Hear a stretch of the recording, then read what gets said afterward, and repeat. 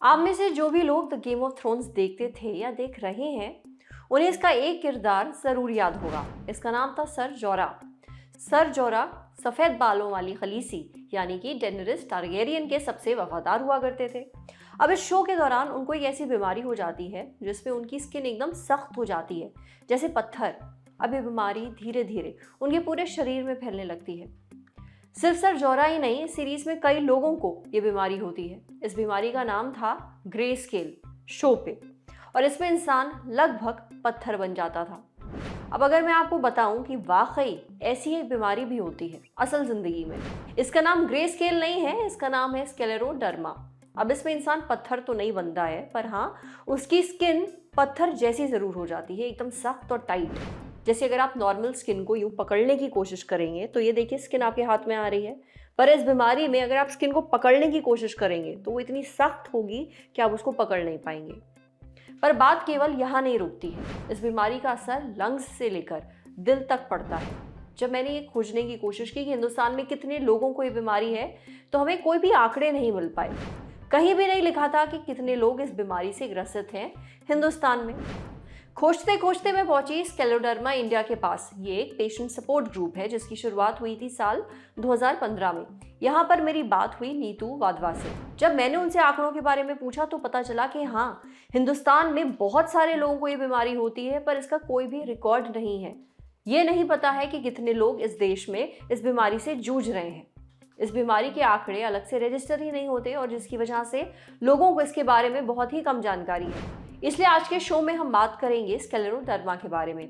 Doctor से जानेंगे कि ये क्या होता है, क्यों होता है, इसके लक्षण क्या होते हैं, इसका बचाव क्या है, इलाज क्या है, ताकि जो भी लोग इस बीमारी से जूझ रहे हैं या उनका कोई जानकार इस बीमारी से जूझ रहा है तो उनको पता चल सके कि उनके साथ हो क्या रहा है।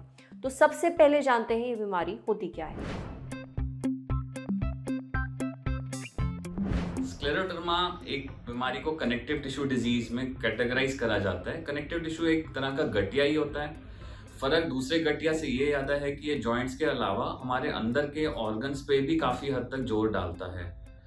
स्क्लेरोडर्मा एक बीमारी है जहाँ पे हमारा शरीर ही शरीर को अटैक कर रहा होता है, और काफी टाइम इसके लक्षण बच्चों से लेके किसी भी उम्र तक आ सकते हैं। हमारे पास बच्चे भी हैं 8-9 साल के जिनको ये बीमारी है, ऐसे भी हैं 60-70 ईयर्स पे जिसको पहली बार ये बीमारी उस समय पे शुरुआत हुई है। मैकेनिज्म गठिया की तरह ही होता है, जहां आपका इम्यून सिस्टम जो आपके बचाव करना होता है वही आपके अगेंस्ट आपको मार करना शुरू कर देता है। और सबसे ज़्यादा जो इसमें ऑर्गन्स पे जोर पड़ता है वो हमारे फेफड़े होते हैं, लंग्स होते हैं, और दूसरा हार्ट पे होता है। रीजन होता क्यों है स्क्लेरोडर्मा, इसका अभी तक काफी टाइम तक रिसर्च बहुत हुई है, बट अभी तक एग्जैक्ट कारण अभी तक किसी को पता नहीं चल पाया। बीच में काफी रिसर्च आई थी कि कहीं केमिकल एक्सपोजर से भी ये बीमारी स्टार्ट होती है, बट काफी टाइम तक देखा गया कि हमारे जेनेटिक्स में ही कहीं ना कहीं इसका दुर्लभ होता है। वो जेनेटिक्स पे कोई ना कोई चीज आके ट्रिगर करती है, चाहे वो वायरस हो, चाहे वो कोरोना का हो, चाहे कोई वैक्सीन हो, और वो एक शुरुआत कर देती है इन लक्षण को। कोरोना से पहले भी ये लक्षण इक्वली काफ़ी ज़्यादा पाए जाते थे, और अब काफ़ी ज़्यादा हम इसमें थोड़ा सा लोगों में अवेयरनेस बढ़ रही है। इंडिया में एक स्क्लेरोडर्मा सपोर्ट ग्रुप है, वहाँ से भी कई पेशेंट्स में पता चल रहा है, तो इसलिए थोड़ा सा जल्दी डायग्नोस हो रहा है। तो स्क्लेरोडर्मा बहुत धीरे धीरे बढ़ता है, बड़ा ऐसा नहीं होगा कि एकदम ही आएगा और सीधा सारी जगह इफेक्ट दे देगा। सबसे पहला लक्षण जो 3 से 4 साल पहले शुरुआत होता है बीमारी के, वो होता है कि उंगलियों का नीला पड़ जाना। ये प्रॉब्लम काफ़ी हद तक लड़कियों में ही पाई जाती है, और शुरुआत होती है नवंबर से दिसंबर के महीने में, जब सर्दियों का मौसम स्टार्ट होता है। उस टाइम काफ़ी लोग बोलेंगे कि हमारी उंगलियां नीली पड़ जाती हैं या एकदम सफ़ेद पड़ जाती हैं। और कई बार ये बीमारी जैसे जैसे समर गर्मियाँ आती हैं तो निकल भी जाती है, बट कई बार कई लोगों में ये परसिस्टेंट चलता रहता है। बहुत टाइम इस चीज़ के लिए कोई इतना ध्यान नहीं देता, और जिस सिर्फ 2-3 महीने ही साल में होता है तो इसको छोड़ के आगे बढ़ जाते हैं। कई लोगों में ये छाले भी कर देता है, जिसमें उंगलियों में सीधा कालापन पड़ना शुरुआत हो जाता है। वो वाले पेशेंट फिर भी हमारे पास जल्दी आते हैं, और जब भी इस तरह से कोई भी लक्षण हो, हम एक टेस्ट हमेशा बोलते हैं ANA का, कि उससे पता चल जाता है कि आगे चल के बीमारी बढ़ेगी कि नहीं बढ़ेगी। दूसरा लक्षण इसका जो कॉमनली आता है वो स्किन इसमें काली होनी शुरुआत हो जाती है और टाइट होने शुरुआत हो जाती है, कि हाथ में ही नहीं पकड़ में आती है स्किन। ये भी एक बहुत अर्ली लक्षण होता है जिसको अर्ली जल्दी पकड़िया जाए तो ये बीमारी को हम आगे एटलीस्ट रोक सकते हैं। और सबसे खराब जो इस पे इन्वॉल्वमेंट आता है वो आता है हमारे फेफड़ों का। जैसे बताया था, ये फेफड़े को बिल्कुल ही सिकुड़ देता है। अब कई हमारे पास ऐसे भी लोग हैं 30-30 साल के जो ऑक्सीजन पे आ गए हैं, कुछ इसने बिल्कुल बीमारी ने फेफड़े को खराब कर दिया है। और वो स्टेज पे दवाइयों का भी रोल नहीं आता। दवाइयाँ इसमें ज़रूरी होता है कि जब फेफड़ों पे शुरुआत हो रही हो उसी टाइम इसको पकड़ लें ताकि वो फेफड़ों को ज़्यादा डैमेज नहीं कर पाए। कोरोना के बाद आपने देखे होंगे लंग्स कैसे सफ़ेद हो जाते हैं, तो ये बीमारी यही चीज़ एक यंग लड़कियों में भी कर देती है कि उनके बिल्कुल लंग्स को सफ़ेद तक कर देती है, जिसमें ऑक्सीजन की रिक्वायरमेंट ख़त्म होती जाती है। और दूसरा ऑर्गन इसमें हार्ट का ज़रूर जोर पड़ता है, जिसमें छाती की धड़कन बढ़ना, सांस चढ़ना चलने पे, पैरों में सूजन आ जाना, ये लक्षण भी इसी के साथ पाए जाते हैं। और काफ़ी लोगों में एसिडिटी होना जो ठीक ही नहीं हो रही, खाने के बाद लेटते टाइम एसिडिटी होना। बट एसिडिटी एक बहुत जनरल सिम्टम है, वो बाकी चीज़ों के साथ कोरिलेट करना ज़रूरी पड़ता है। सब बीमारियों के एसिडिटी इस बीमारी में प्रिडोमिनेंट लक्षण कभी भी नहीं होता। इलाज सिरोडर्मा का जड़ से नहीं जाता, ये कंट्रोलेबल डिजीज है, क्योरेबल नहीं होता। बट इस पर काफ़ी इलाज अच्छे अवेलेबल हैं। इलाज हम हर पेशेंट में अलग देते हैं, क्योंकि जिसके अगर फेफड़ों में जोर आ रहा है तो उनका इलाज बिल्कुल अलग हो जाता है, जिसपे कई लोगों में माइनर भी रहता है। क्योंकि इसमें 2 प्रकार के स्क्लेरोडर्मा में हम डिवाइड करते हैं। एक होता है लिमिटेड, जिसमें ये उंगलियां नीली पड़ना और कईयों का एसिडिटी होना और कईयों के हार्ट पे थोड़ा सा प्रेशर बढ़ना। उनमें बहुत हैवी दवाइयों की जरूरत नहीं पड़ती, माइल्ड दवाइयों से भी काम चल जाता है। बट जब फेफड़ों पे जोर आ रहा है, जो इसका खराब वेरिएंट है जिसको हम डिफ्यूज कहते हैं, उसमें बाकी अच्छी दवाइयों का रोल आया है, जिसमें से एक रिटुक्सीमैब नाम का ड्रग है, माइकोफिनोलेट है। बोन मैरो ट्रांसप्लांट ही एक ऐसा ट्रीटमेंट है जो कहते हैं जड़ से इसको हटा सकता है, पेशेंट दवाइयों के हट से होता है बिल्कुल। और वो हर पेशेंट को अलग करेक्टराइज करना पड़ता है, इसलिए जो पेशेंट जल्दी इस ड्यूरेशन में आते हैं कि 2-2.5 साल में, उनका सबसे अच्छा आउटकम इन बीमारी में रहता है। ये बीमारी देखो अगर हो जाती है, इसमें बहुत आपकी कुछ कर नहीं सकते। बट सबसे ज़रूरी बचाव का यही होता है कि जितना जल्दी इसको डायग्नोज करें, जितना जल्दी इसका ट्रीटमेंट स्टार्ट कर दें।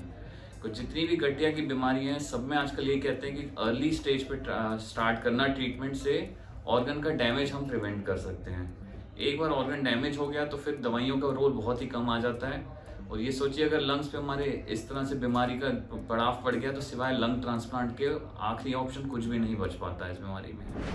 आपने डॉक्टर साहब की बातें सुनी।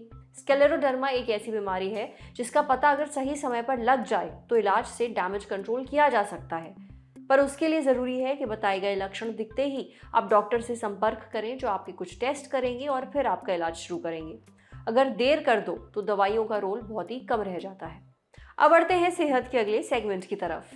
तन की बात। क्या बाईं आंख फड़कना आपके लिए शुभ होता है? बाईं आंख फड़क रही है, कुछ बहुत बुरा होने वाला है। दाईं आंख फड़क रही है, कुछ अच्छा होगा। ये हम सबने कई बार सुना है। कई लोग ऐसा मानते भी हैं और कई लोगों के लिए ये महज एक बकवास है। पर क्या आपने कभी ये सोचा है कि हमारी आंखें फड़कती क्यों हैं? देखिए, आपकी जो आईलिड होती है यानी पलकों के ऊपर का हिस्सा, उनमें होती हैं कुछ मांसपेशियां, और ये मांसपेशियां एकदम से सिकुड़ने लगती हैं और इसे आप कंट्रोल नहीं कर सकते। इस सेंसेशन को आंख फड़कना कहते हैं। ऐसा आपकी आईलिड और आंखों के नीचे वाले हिस्से दोनों में ही हो सकता है। ऐसा आपको महज कुछ सेकंड या फिर 1 मिनट तक महसूस हो सकता है। कुछ समय बाद ये अपने आप बंद हो जाता है।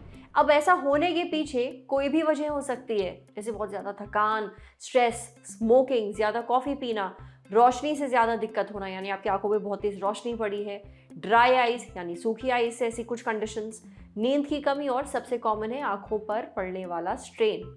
इन कारणों से आपकी आंखें फड़कती हैं और ये बहुत ही आम बात है। इसके लिए फिजियोलॉजी जिम्मेदार है, या आपके साथ कुछ बुरा होने की वार्निंग नहीं है। समझे। अब बारी है सेहत के आखिरी सेगमेंट की, खुराक यानी एक झकास सी हेल्थ टिप। दावतों में मिलने वाली मीठी सुपारी आपके लिए फायदेमंद है या फिर नहीं? अक्सर खाना खाने के बाद माउथ फ्रेशनर के तौर पर लोग मीठी सुपारी खाते हैं। ये शुगर कोटेड सुपारी आपको शादी ब्याह दावतों में मिल जाती है, रेस्टोरेंट्स में मिल जाती है। लेकिन क्या आपको ये खानी चाहिए? ये जानने के लिए हमने बात की डाइटिशियन अमृता मिश्रा से। उन्होंने बताया कि सुपारी चबाने से आपको एसोफेगस कैंसर यानी घेगे के कैंसर का खतरा हो सकता है।